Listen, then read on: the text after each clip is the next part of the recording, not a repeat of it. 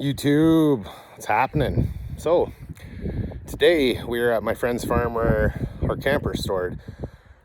We get to make a video that's not truck related.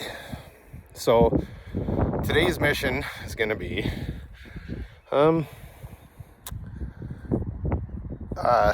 so it's not something that I need to do right at this moment, but with a camper roof, once you have a leak, now you have problems, big problems. So today what I'm going to be doing is I'm going to be resealing the edges and all the vents of my camper roof. The middle of the roof's good. You know what? Let's have a look.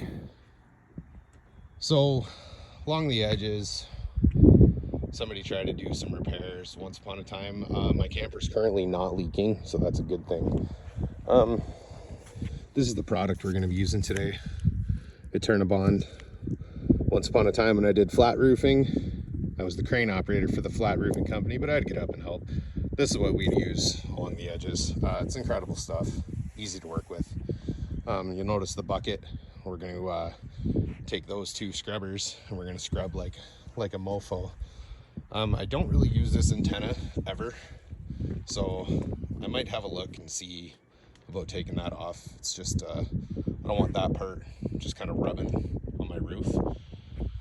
And then we're going to do all the vents, all the skylights. This is the bedroom right here, and we're going to do the front. While you're going, I might do the very edge too, just because.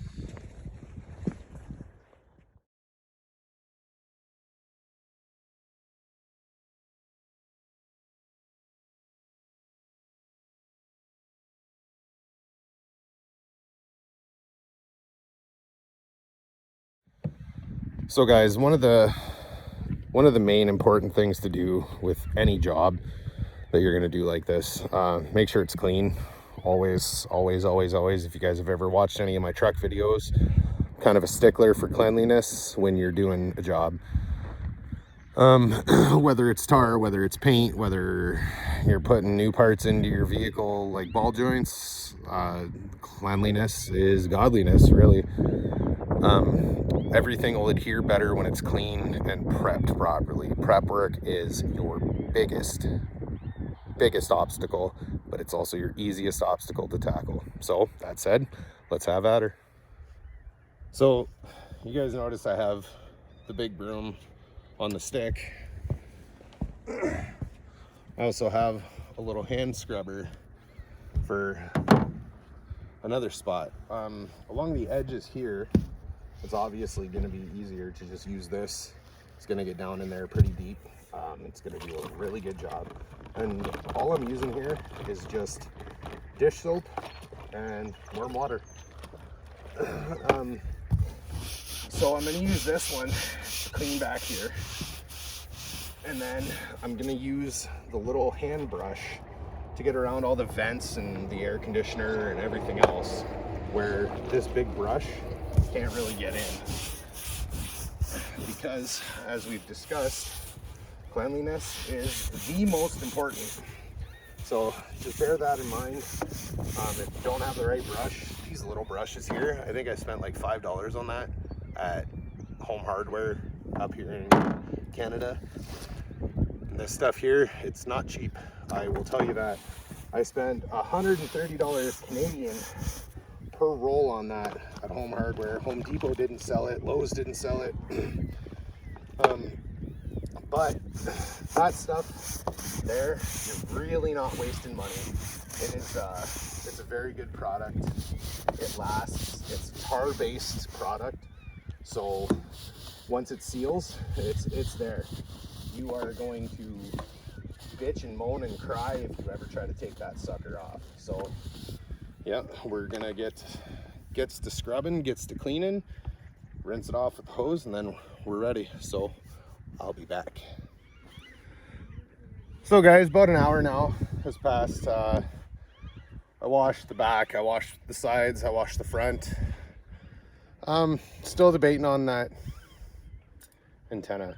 So now what you're gonna need, good sharp scissors, maybe an X-Acto knife, something really sharp. And then you basically, you unroll this just a bit. You can feel the stick there, and then lay it out all the way across the end, cut to your length, and then I'll actually make a video showing you guys how to put it on. I'm gonna go ahead and get this cut to length. Good thing is, I don't know how many people watching this have ever done roofing. Roofing, you obviously start from the bottom, work your way to the top.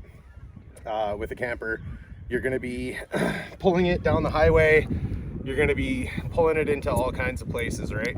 So you're gonna want to start at the back, work your way to the front. That way it can't peel up from you, right? You're gonna have something else holding it down. It's just a good way to start thinking about things. Hey guys, sorry about all the wind noise. So once you have it cut to length, what you're gonna wanna do, if you're not comfortable leaning over the edge of a roof or a camper roof or anything, get yourself a good ladder. I've been doing roofs a long time. Heights don't bother me, edges don't bother me. So what you're gonna do is start and get a little bit of overlap around the very edge of your camper. And then right here you'll see there's a spot that you can peel back to basically reveal the adhesive that's gonna stick this to your camper forever. So we're gonna get started with that, and then once I get this laid out, I'll come back on the video and I'll just show you guys how to work this stuff in. It's sometimes it can be a little extra. So a good way I like to do this, I like to try to lay it out as much as you can, just like in front of your hand. And then you'll see that there's the peely part right here, the part that blocks the adhesive. Kind of peel that as you move along and just run your finger down, just so it starts adhering. And then what I like to do, I like to go maybe 6, 8, maybe 10 inches at the most. And then all you have to do is start with the spot that's already stuck down and kind of just work this stuff in with your fingers. Just press down and just keep working her down. Some of these kits come with a little roller for this job. If you feel like getting a roller, I mean, absolutely do so. It'll save your fingers, because you will lose part of your fingerprints doing this. But it's a very time-consuming job. But you spend so much money for these campers. Why wouldn't you do this? Like, just why? So I'm going to actually switch the view on this camera. So I don't know if you can see around this little antenna just how much it works itself down. Like it will contour almost any angle, any gap, anything missing. It will do the job. So what I'm going to do is I'm going to finish back. I might do the sides, and then maybe we'll come back for the front. If not, I'll definitely come back for the vents. So guys, I came to the front of the trailer to start running it from front to back, like I said earlier in the video. And yeah, don't know if the camera's picking this up as bad as it is, but all the caulking in there is cracked. So this material will cover those cracks. It will prevent any leaks. My camper's currently not leaking, so I'm not overly concerned about it. I just bought this camper last year, for me and my wife. I work out of town a lot, so it's just better than hotel rooms. She's actually going to be doing a lot of renovation videos. I don't know whether I'll post it here or we'll create a separate channel for it, but yeah, I just don't want it to leak. I hate doing carpentry work when it's damaged. I'd rather do new. So she's inside doing all the good stuff, and I'm doing all this stuff. So yeah. So I think I'm going to change how I'm doing this. I like personally to have one solid strip, but it just, you get a lot of waves and bull crap in there. Not a fan, so I'll show you guys actually. So there's just some waves in it. There's my wife and my buddy. My wife's doing the cabinetry now. She's getting ready to sand. Well, she is sanding. She's getting it ready for sand. Yeah, it's gonna look good once she gets it's all stained up and everything. So what I'm gonna do now is start at the back. Remember I said about the steps, and I'm gonna try like 10 to 12 inch pieces, and we'll see how that goes. So I discovered a few areas like this, just in the weather stripping, that are pretty broken. Not very happy about this, but since we're already doing the stripes or strips here, I'm just going to use a strip there, and then I'm going to tie into here and just go right over top of the old. Again, if you've ever done roofing, you always know, cap over top of everything. It can't leak. If the water's flowing over top, it can't get underneath anything, right? Just always keep that in mind anytime you're doing any type of roofing. So guys, sorry about the noise.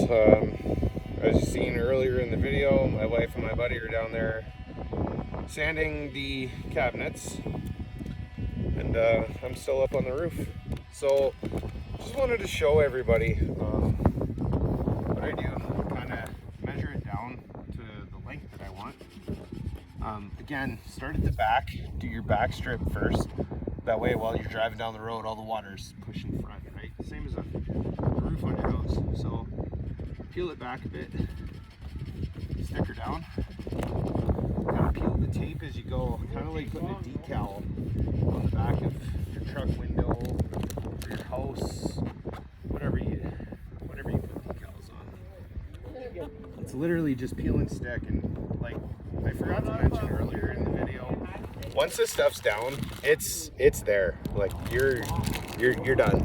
Just leave it. If you need more room, cut yourself a new piece, because the tar on this is designed to basically never let go. So I can assure you, you will be very, very hard pressed to get this off. And if you do, then you're gonna have all kinds of gunk and all kinds of bullshit like in the tar. So like, you spend all the time cleaning the sucker. Do you really want to put dirt in the tar at that point? Probably not, right?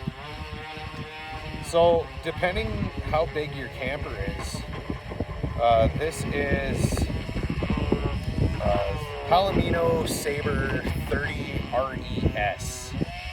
So as far as I can decipher, that means when you open the door, there is 30 feet of usable entertainment living area. But that also doesn't include the front part where the bed is. That's only where you would be able to sit, food, yada yada. So I have this much left, that little bit. I'm sure the camera's picking up how much is there. There is almost nothing left of tutorials. So I'm gonna pick up the camera now, and I'll show you guys how much I've done. So I've got the front, and I messed up that corner, so I put another strip.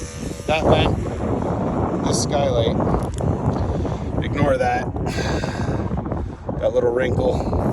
A lot of the bumps that you're seeing is just the old caulking. So I got both sides too. I got both sides done, and I got the back, and I have that much left. So if your camper is as big as our camper, you're probably gonna want 3 rolls if you're gonna do all the vents and the stairs and everything. The rolls that we got were 4-inch by 50 feet. I would have liked to have had 6-inch, but unfortunately Home Hardware only had 4-inch, so I bought 2 of those. And like I said, guys, this crap's expensive. It's $130 for a 50-foot roll. It's insanity, but you get what you pay for. We all know that. So I bought it, I put it on, I'm happy with it. I've used it before, I'll use it again. Have a great day, guys.